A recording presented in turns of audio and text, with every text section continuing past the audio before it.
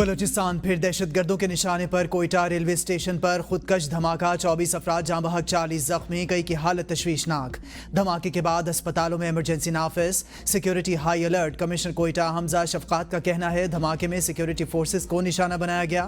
دھماکہ خودکش تھا جس کی ذمہ داری کالعدم تنظیم نے قبول کر لی۔ دہشت گرد واک تھرو کے راستے نہیں بلکہ اسٹیشن کی کھلی داخلی راستوں سے اندر آئے۔ وزیر اعلیٰ بلوچستان میر سرفراز بگٹی کی کوئٹہ ریلوے اسٹیشن پر دھماکے کی مذمت، تحقیقات کا حکم دے دیا۔ اعلیٰ انتظامی حکام سے بھی رابطہ، رپورٹ طلب کر لی۔ کہا کہ واقعہ قابل مذمت، معصوم افراد کو نشانہ بنانے کا تسلسل ہے۔ معصوم افراد کو نشانہ بنانے والے دہشت گرد قابل رحم نہیں۔ دہشت گردی کے متعدد واقعات میں ملوث عناصر تک پہنچ چکے ہیں، ان تک بھی پہنچیں گے۔ دہشت گردوں کے خلاف کارروائی جاری رہے گی، انہیں منطقی انجام تک پہنچایا جائے گا۔ سیکیورٹی لیپس تھا۔ کوئٹہ دھماکہ، قائم مقام صدر سید یوسف رضا گیلانی، وزیر اعظم، وزیر داخلہ محسن نقوی اور بلاول بھٹو کی شدید مذمت۔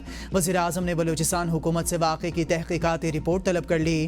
وزیر اعظم نے اپنے بیان میں کہا کہ معصوم اور نہتے شہریوں کے جان و مال کو نقصان پہنچانے والے دہشت گردوں کو سخت قیمت ادا کرنا پڑے گی۔ وزیر داخلہ محسن نقوی نے کہا معصوم لوگوں کو نشانہ بنانے والے دہشت گرد کسی رعایت کے مستحق نہیں۔ دشمن پاکستان میں عدم استحکام پیدا کرنے کے لیے یہ بزدلانہ کارروائیاں کر رہا ہے۔ بلاول بھٹو نے دھماکے کی مذمت کرتے ہوئے کہا معصوم شہریوں کو نشانہ بنانے والے انسان کی شکل میں درندے ہیں۔ دہشت گردوں اور ان کے سہولت کاروں کو جڑ سے اکھاڑ پھینکنے کے اقدام کی حمایت کرتے ہیں۔ قائم مقام صدر سید یوسف رضا گیلانی نے فیڈرل سروس ٹریبیونل کے ممبران کی تعیناتی کی منظوری دے دی۔ Advocate Bahlol Khattak, retired district and session جج چودھری عبدالقیوم اور ایڈوکیٹ چودھری محمد اکرم خاکسار بطور جوڈیشل ممبر فیڈرل سروس ٹریبیونل تعینات۔ سروت طاہرہ حبیب اور ندیم ارشد کیانی کی بطور ایگزیکٹو ممبر تعیناتی۔ فیڈرل سروس ٹریبیونل کے ممبران کی تعیناتی کی منظوری۔ پنجاب میں اسموگ اور آلودگی کا راج، فضا زہر آلود، سانس لینا محال۔ دھند اور اسموگ سے شہریوں کے معاملات زندگی متاثر۔ فضائی آلودگی کے حوالے سے ملتان پہلے نمبر پر، air quality index 1260 record. Lahore فضائی آلودگی کے اعتبار سے 760 پوائنٹس کے ساتھ دوسرے نمبر پر آ گیا۔ پشاور ایئر کوالٹی انڈیکس 276 کے ساتھ تیسرے نمبر پر۔ اسلام آباد میں فضائی آلودگی 228 ریکارڈ۔ پنجاب کے دوسرے علاقوں چشتیاں، تونسا شریف، فقیر والی میں بھی اسموگ کی وجہ سے فضا آلودہ ہو گئی۔ موسمیاتی ماہرین کا کہنا ہے کہ اگلے ہفتے اسموگ کی صورت مزید خراب ہوگی۔ محکمہ ماحولیات اور موسمیات کا لاہور میں مصنوعی بارش برسانے کا فیصلہ۔ سیکرٹری ماحولیات راجہ جہانگیر انور کے مطابق مصنوعی بارش کے لیے تیاری مکمل۔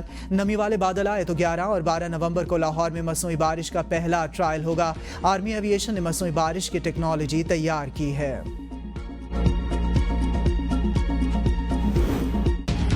پنجاب میں اسموگ قیمتی جانیں نگلنے لگی۔ مختلف حادثات میں 3 افراد جاں بحق، 4 زخمی۔ گوجرا میں اسموگ اور دھند کے باعث موٹر سائیکل ٹرالی سے ٹکرا گیا۔ حادثے میں ماں بیٹا جاں بحق، بیٹی شدید زخمی ہو گئی۔ فیروز والا میں فیکٹری بس ٹرالر سے ٹکرا گئی۔ حادثے میں ایک شخص جاں بحق اور 3 زخمی ہو گئے، زخمی اسپتال منتقل۔